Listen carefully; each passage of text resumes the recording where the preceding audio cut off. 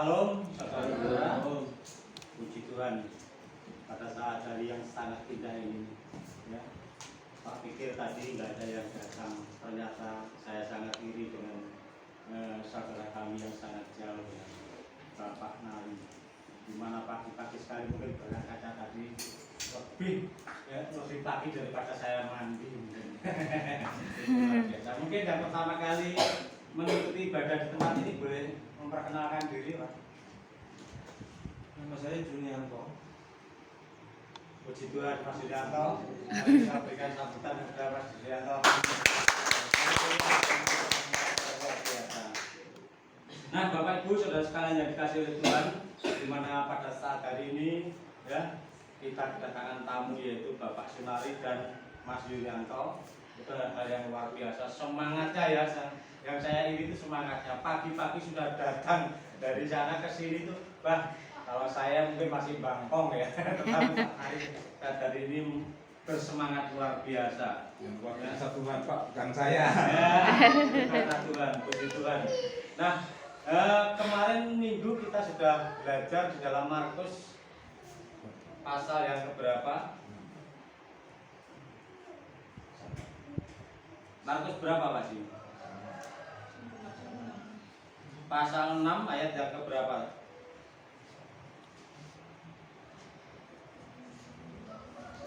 Ada yang ingat? Sampai 6B pokoknya. Pasal sampai 6B. 6B sampai ayat 6B sampai ayat yang ke-13. Mari kita baca bersama-sama bergiliran. Saya ayat yang ganjil, saudara ayat yang genap. Ya, mari kita baca bersama-sama. 1, 2, 3. Yesus mengutus ke-12 Rasul. 6b. Lalu Yesus berjalan keliling dari desa ke desa sambil mengajar. Ia memanggil ke-12 murid itu dan mengutus mereka berdua-dua. Ia memberi mereka kuasa atas roh-roh jahat Dan berpesan kepada mereka supaya jangan membawa apa-apa dalam perjalanan mereka, kecuali menggunakan roti pun jangan, bekal pun jangan, uang barang kepingan pun jangan. 9 boleh memakai alas kaki, tetapi jangan memakai 2 baju. Katanya sebaliknya kepada mereka, kalau di suatu tempat kamu sudah diterima dalam suatu rumah, tinggallah di situ sampai kami berangkat ke tempat itu. Dan kalau ada suatu tempat yang tidak mau menerima kamu, dan kalau mereka tidak mau mendengarkan kamu, keluarlah dari situ dan kebaskanlah debu yang di kakimu sebagai peringatan bagi mereka. Lalu pergilah mereka memberitakan bahwa orang harus bertobat. Dan 13, mari kita baca bersama-sama. Dan mereka mengusir banyak setan dan memoles banyak orang sakit dengan minyak dan menyembuhkan mereka. Menyembuhkan mereka. Puji Tuhan, hal yang luar biasa. Sebelum kita mendengarkan kebenaran firman Tuhan lebih lanjut, saya mau bercerita tentang kedua anak hamba Tuhan yang sangat patuh sekali pergi ke gereja. Seorang hamba Tuhan ini mempunyai 2 putra.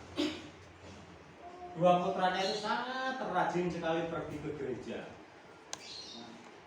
Setiap minggu pagi-pagi dia sudah ngepel, setiap pagi dia sudah nyapu, menata kursi-kursi dengan sangat rajin sekali. Tetapi suatu saat ketika dia ingin berlibur hari Minggu, dia tidak mempunyai suatu kesempatan apapun. Akhirnya dia ngomong sama papanya, hamba Tuhan ini, "Pak, aku besok Minggu libur dulu, nggak ke gereja." "Loh, kenapa?" Nah, si anak ini membuat suatu alasan-alasan yang masuk akal juga sebenarnya. Anak ini membuat alasan, Pak, saya di gereja tidak fokus, tidak bisa mendengarkan kebenaran firman Tuhan dengan seksama, tidak bisa mendengarkan, Pak, karena yang satu di sebelah saya itu menceritakan tentang bisnisnya. Saya sangat bising dengan cerita-cerita itu terus. Tetapi ketika saya menoleh ke samping kanan saya, Pak, di situ menceritakan usahanya, usaha yang sedang bangkrut. Terus yang ketika saya memandang ke depan, Pak, di situ ada teman saya menceritakan dia telah membeli mobil yang sangat mewah. Ternyata, Pak, di gereja itu tidak ada yang fokus dengan firman Tuhan, Pak. Wes aku juga gereja-gerejaan, Pak. Aku tidak sama sekali tidak datang ke gereja, tidak mendengarkan firman Tuhan, karena semua orang di gereja seperti itu. Oke, bapaknya bilang. Bapak Tuhan bilang pada anak, oke, anak-anakku, kamu nggak ke gereja nggak apa-apa, kamu nggak mendengarkan firman Tuhan nggak apa-apa. Tetapi ada satu syarat yang Papa mau berikan. Ya. Oke, syarat itu kami terima, Pak. Ya, luar biasa sekali, Bapak Ibu dan sekalian, apa yang terjadi ketika kedua anak ini datang di gereja pagi-pagi. Bapaknya memberi syarat, besok pokoknya datang di gereja. Penuhi syarat saya. Kalau syarat itu kamu penuhi, kamu boleh nggak datang ke gereja lagi.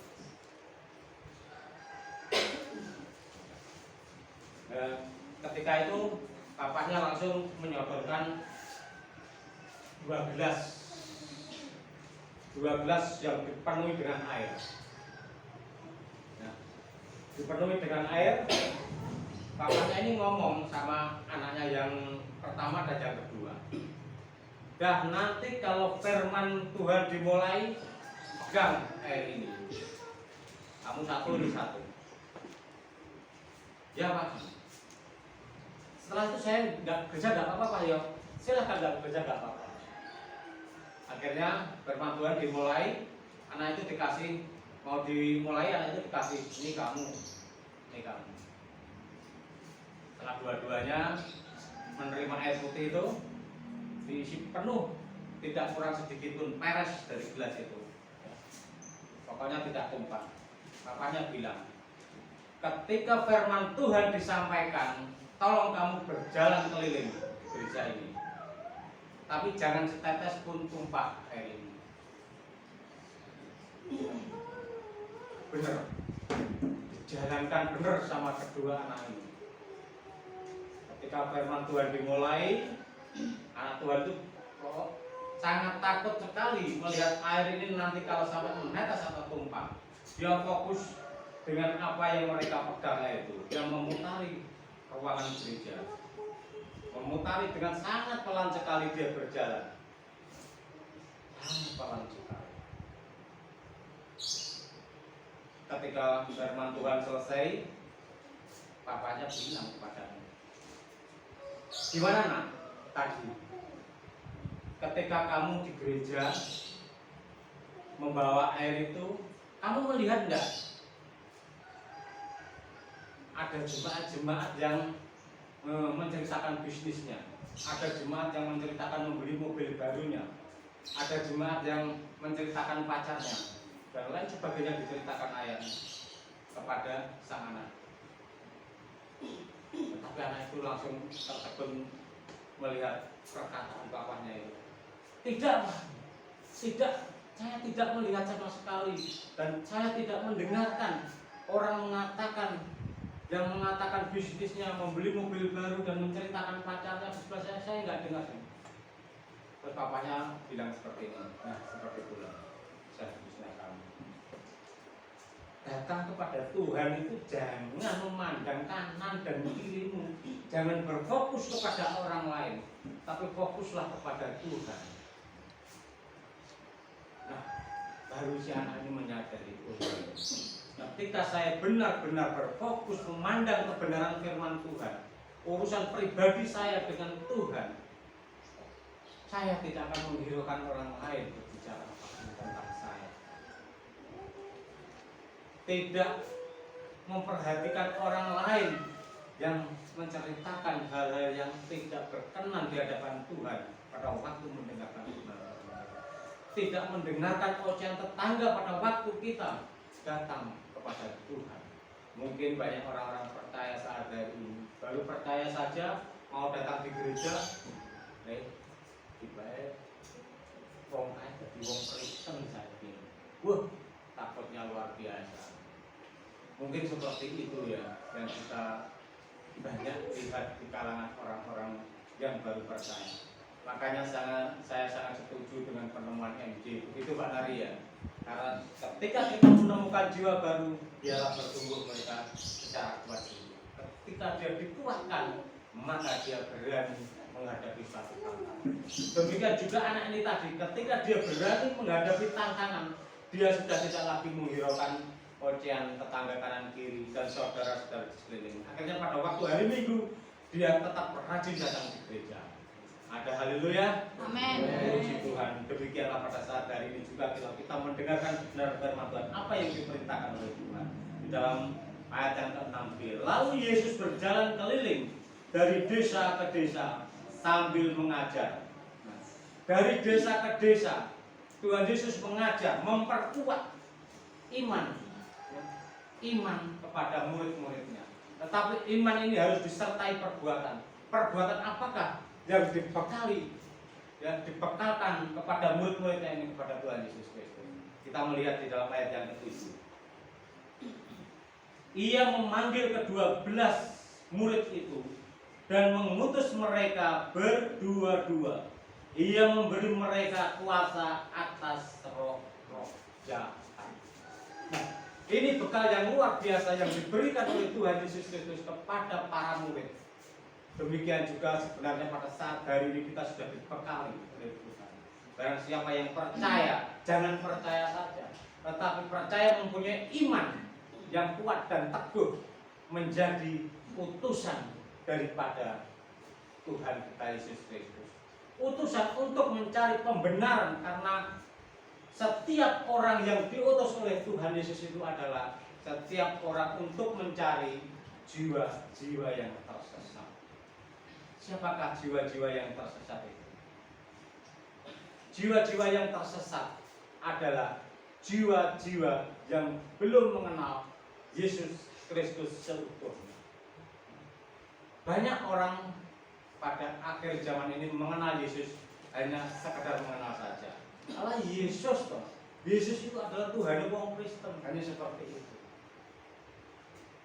Juga iblis pun yang mengakui pada waktu Yesus menyembuhkan orang gila di Nazaret, dia juga mengaku, Yesus jangan hukum aku. Dia juga percaya bahwa Yesus itu anak Allah, tetapi dia tidak mau menyembah. Dia hanya sujud, hanya minta pengampunan. Jangan hukum aku, suruh aku pindah seperti itu ya, ke dalam babi-babi. Itu maksudnya Tuhan Yesus memerintahkan atau memanggil ke-12 muridnya ini untuk mengabarkan kabar kebenaran kepada semua orang. Ya. Kalau kita melihat suatu panggilan ini, panggilan para murid ini untuk menyampaikan kebenaran kepada orang-orang yang tidak mengenal Tuhan.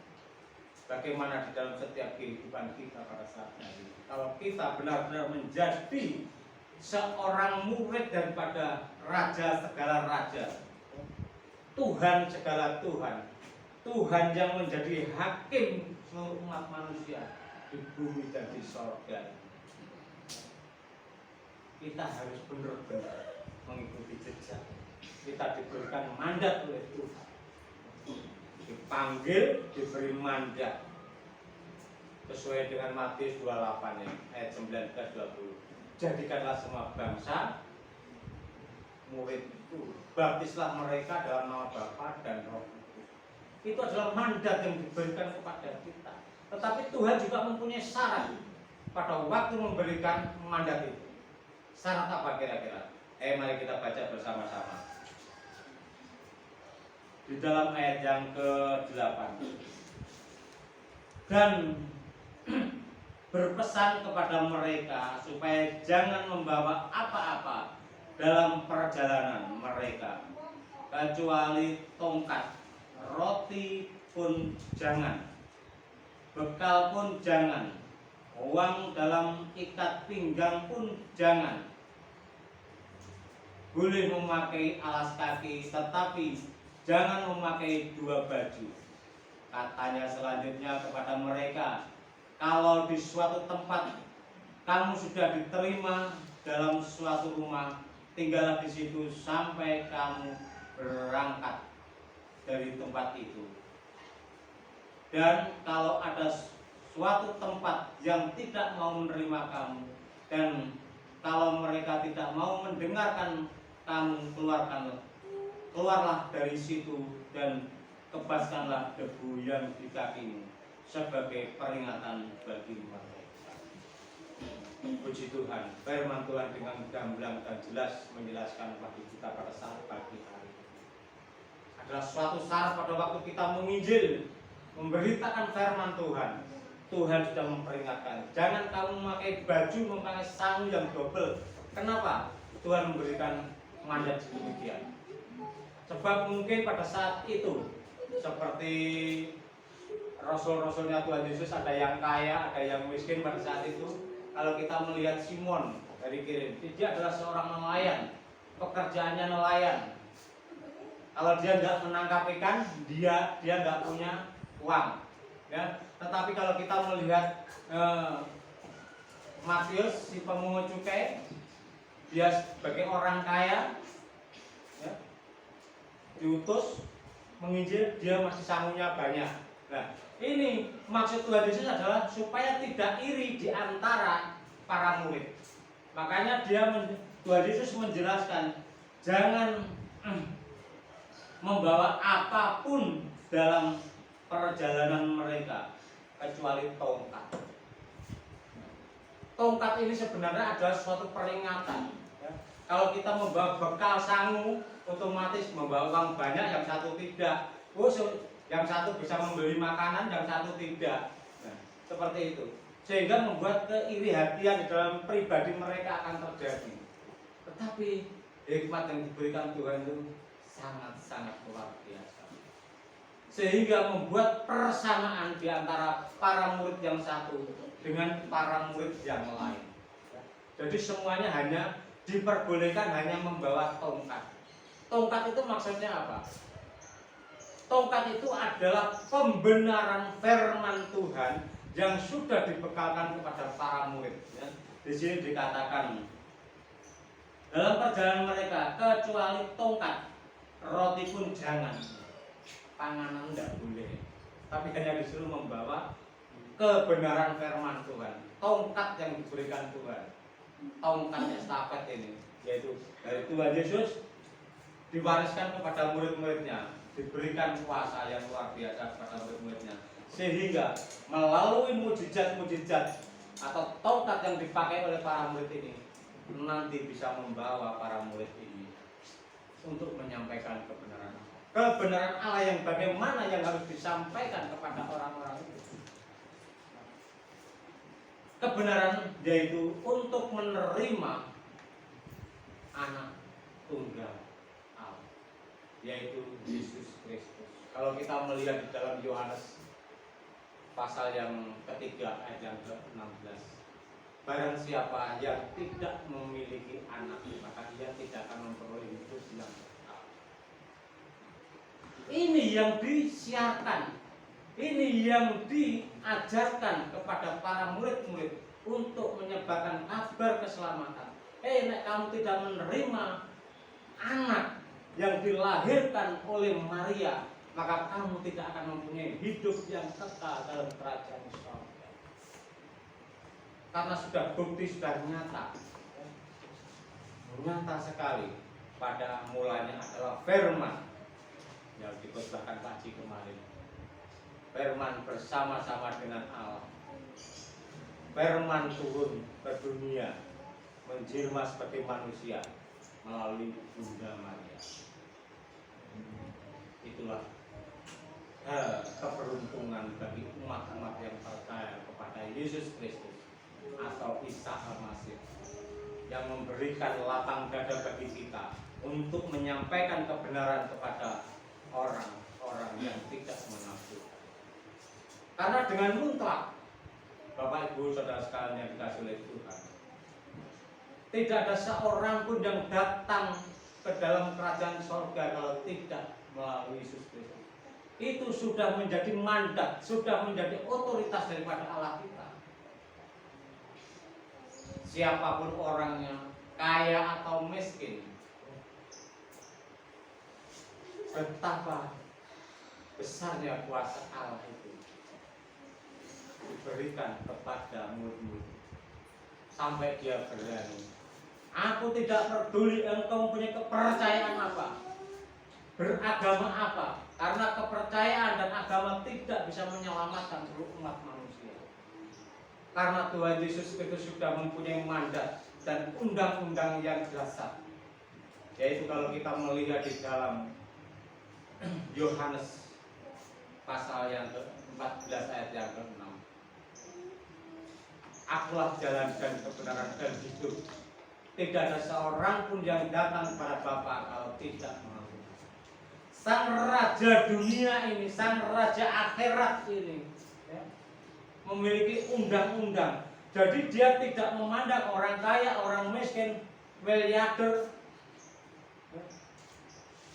dan siapapun yang beramal banyak tidak peduli.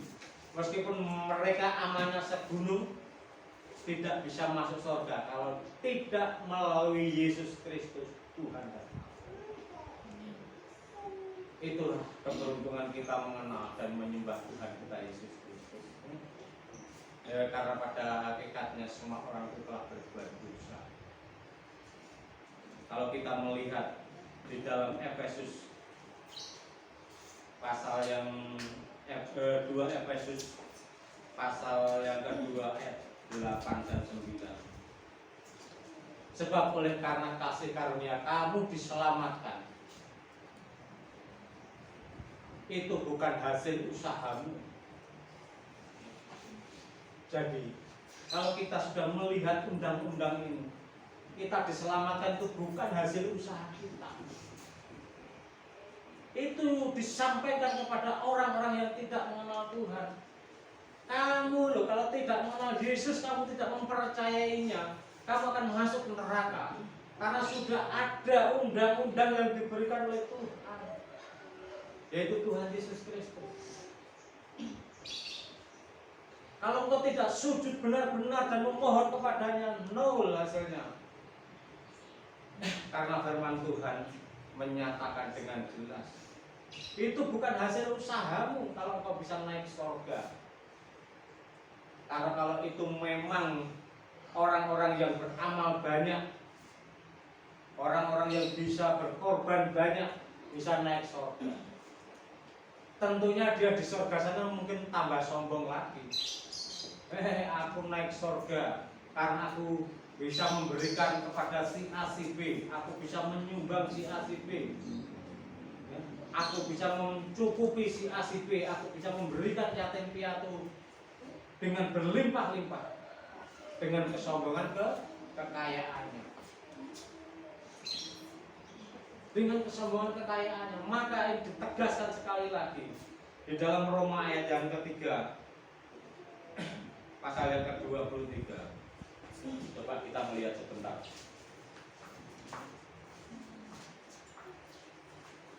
Roma pasal 3 ayat yang ke-23.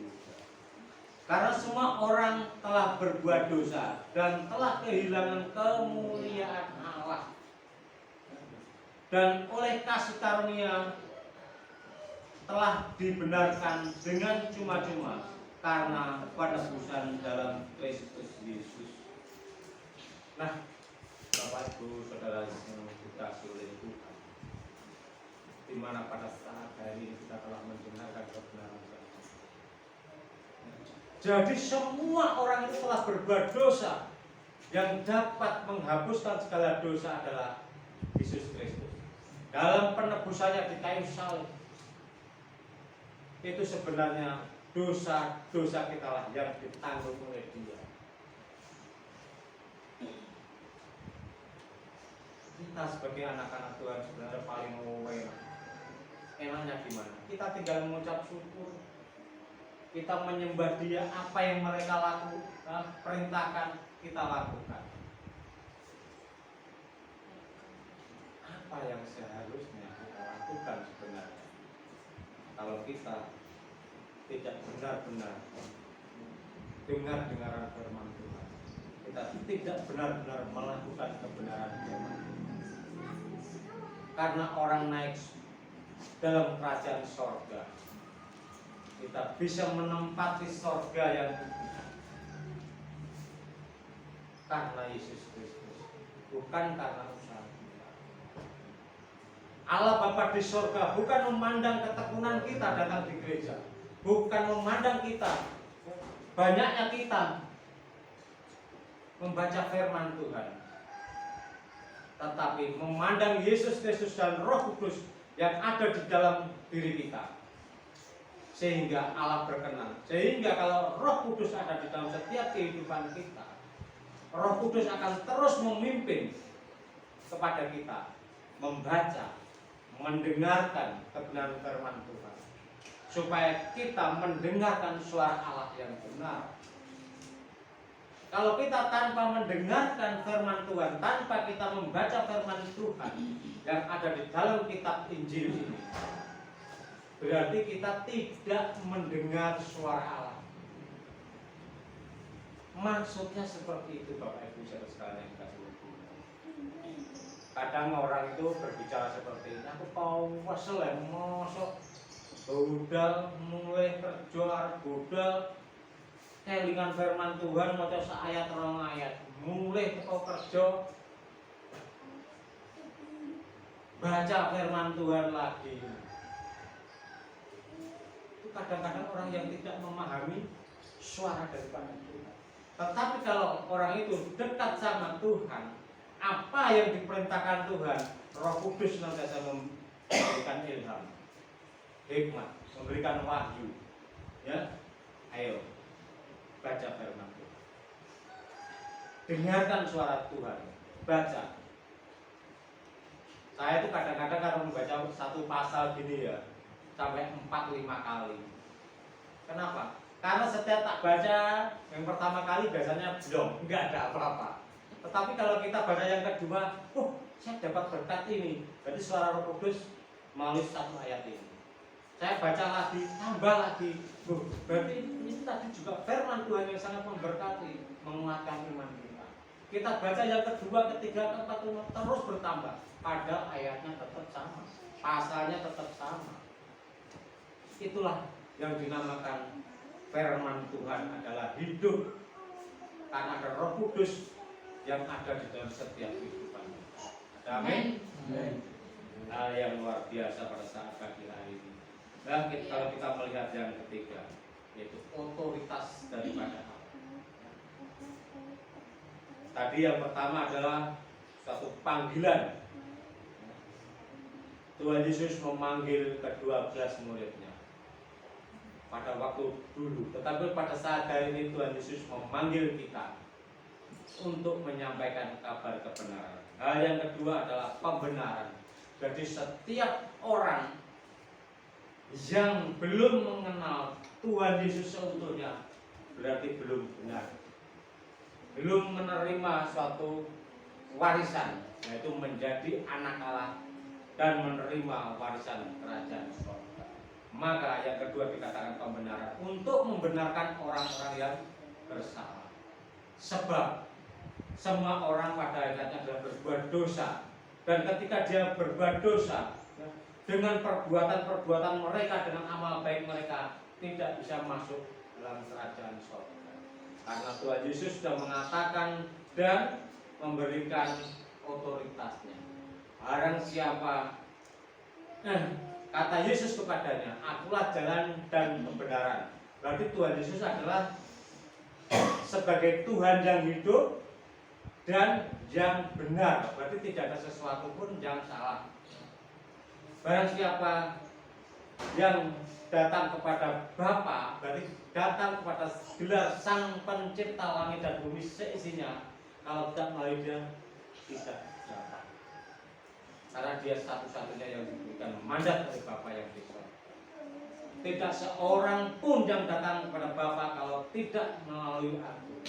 Apa ada nabi-nabi di dunia ini yang mengaku seperti itu? Tidak.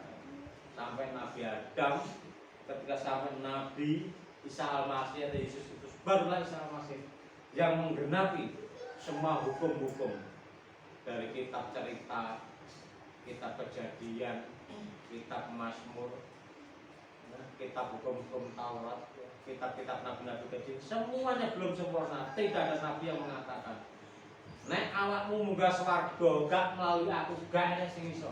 Tidak ada, kecuali hanya Isa Al-Masih atau Tuhan Yesus Kristus. Itulah hal yang kedua.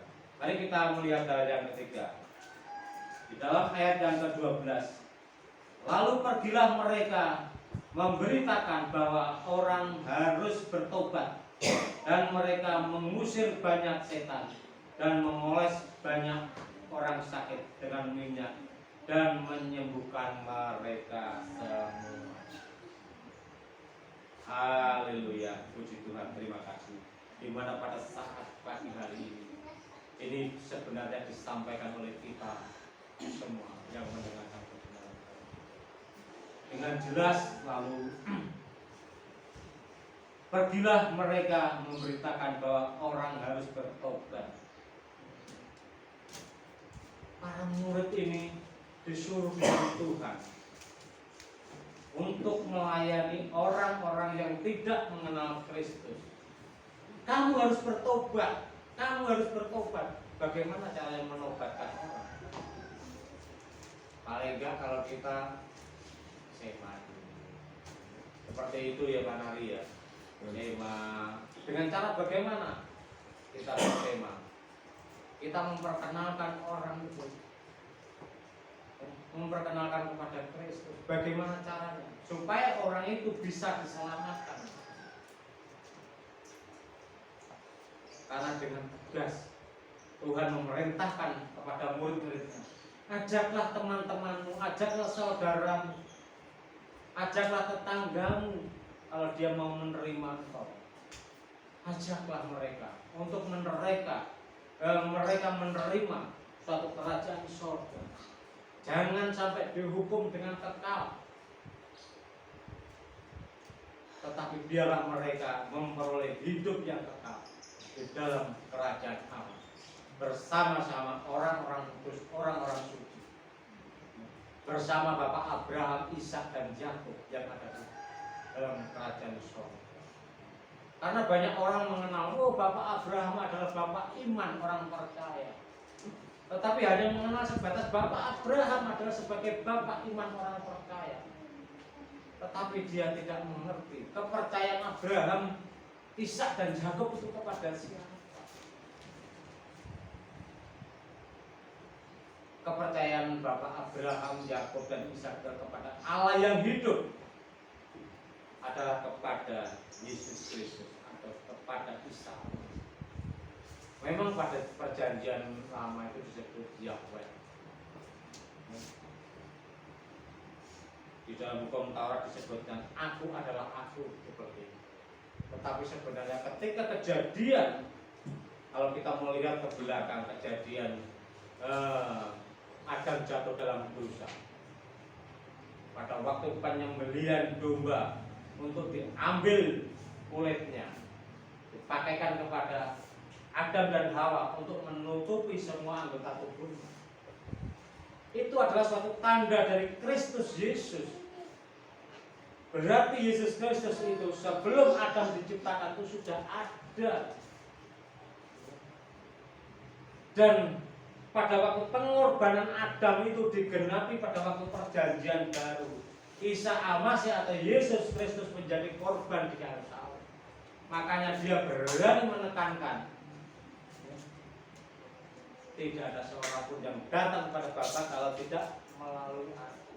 Itulah hal yang dasar ya, luar biasa.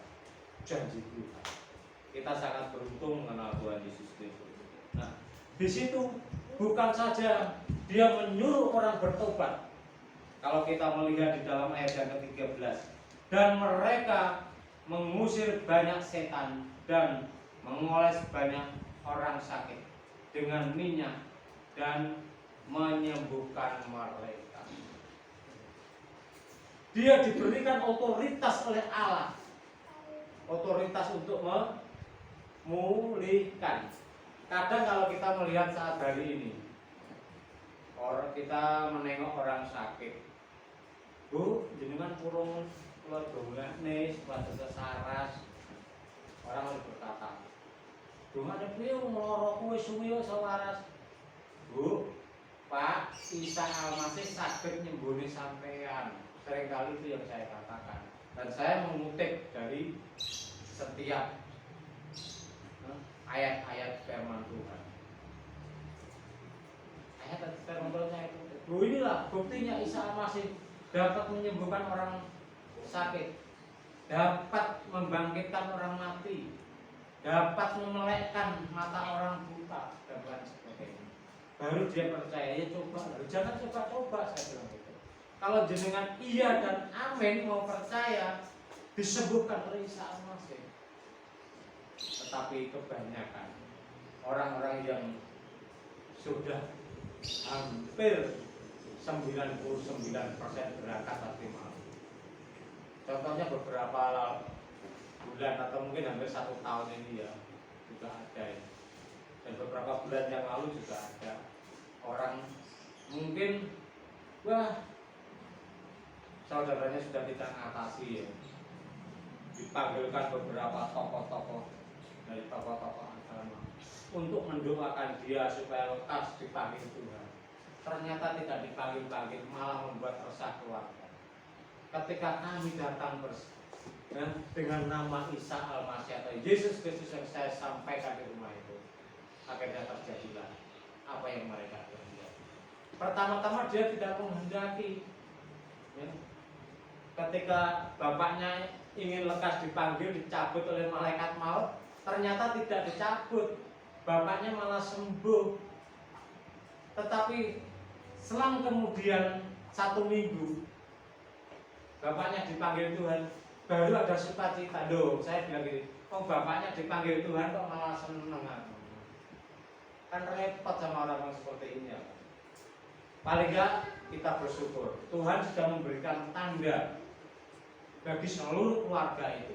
Benar-benar Isa Almasih dapat menyembuhkan orang sakit. Paling enggak dia juga tahu setelah sembuh dari sakitnya, Tuhan dia juga bisa mematikan. Dia memanggil 1 minggu. Nah setelah kematian dia 1 minggu kemudian, anaknya saweneng ngebel, Pak, bapaknya serai enek lho. Iye, ngerti seperti bapaknya gak enek kok senengan. Ya itulah mujizat-mujizat dan otoritas yang diberikan Tuhan kepada setiap murid. Bahkan pada saat hari ini juga kita menjadi murid-murid daripada Tuhan Yesus Kristus. Mau jadi saksi Tuhan harus bayar harga. Jangan menoleh ke kanan dan ke kiri. Kita tetap berurusan dengan Tuhan langsung. Maka kita tidak akan memandang permasalahan orang lain. Kita diajak orang lain, bahkan orang lain mencemoohkan seperti apapun, kita tetap fokus kepada Tuhan. Haleluya, puji Tuhan. Jadi kita akan melihat lagi yang pertama adalah satu panggilan, yang kedua adalah pembenaran bagi orang-orang yang tidak mengenal Tuhan, dan sebagai anak Tuhan yang terakhir adalah pasti diberikan otoritas. 1, menjadi ahli waris kerajaan sorga. 2, kalau benar-benar fokus kepada Tuhan, pasti diberikan otoritas Tuhan turun atas dia untuk bisa menjamah orang sakit menjadi sembuh, orang mati dibangkitkan. Tapi mari kita bersama-sama mengucap syukur kepada Tuhan yang luar biasa, yang pada saat hari ini kita sembah dan kita muliakan.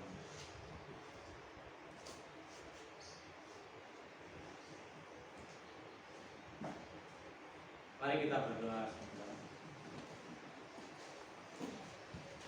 Bapa kami yang bertahta dalam kerajaan sorga, kembali kami mengucap puji dan syukur, terima kasih kami kepadamu Bapa. Di mana pada waktu pagi hari yang sangat indah ini, biarlah firman Tuhan yang kau bentangkan melalui hamba-Mu, meteraikanlah di dalam setiap kehidupan kami, supaya di dalam setiap kehidupan kami benar-benar berkenan kepada Tuhan Yesus. Perbaharuilah setiap hati dan pikiran kami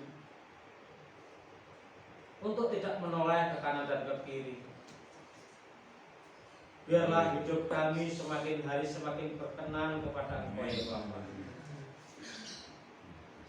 Engkaulah Allah kami yang kudus, Allah kami yang luar biasa. Di mana saat pagi hari ini Tuhan telah memanggil kami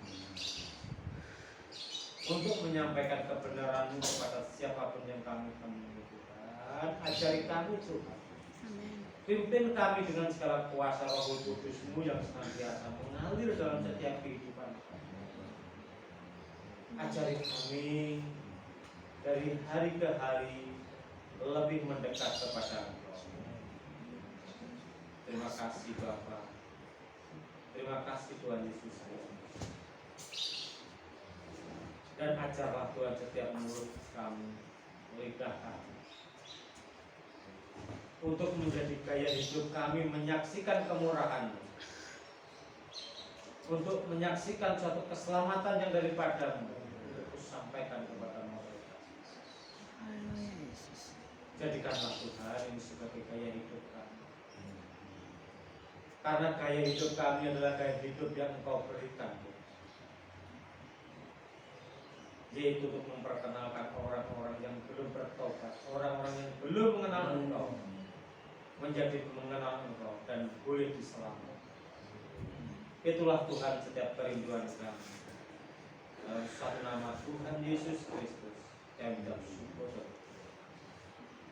Haleluya.